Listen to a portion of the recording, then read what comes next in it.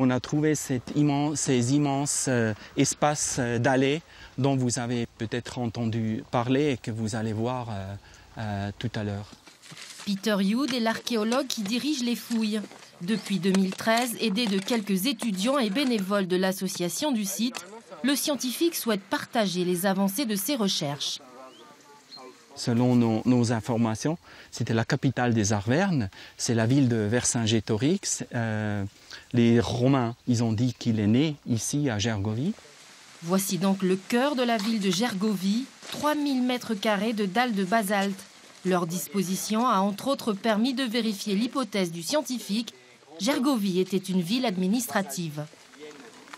Il y a une ville gauloise qui est déjà créée dans l'idée et dans un concept de construire une vraie ville avec une fortification, avec une grande porte, avec des espaces publics, mais bien sûr aussi le pouvoir, disons, de tout le peuple des Arvernes. Et le plus célèbre des Arvernes continue visiblement de fasciner les esprits. C'était Vercingétorix, c'est le chef des Gaulois. Et c'est Vercingétorix qui a gagné à Gergovie. Contre qui ? Contre César. On est vraiment sur un site qui est un petit peu, d'après ce que j'ai bien compris, unique en Europe, justement de par un peu la configuration du site, l'ampleur, le prestige aussi de ce qui a été fait. Savoir qu'il y a 2000 ans, que ce soit Vercingétorix ou d'autres, des gens ont vécu là et qu'on commence à voir leur structure, ce qu'il en était.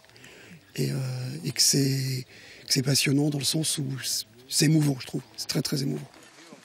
Les visites sont encadrées. Quant aux fouilles, elles se poursuivent grâce à des bénévoles.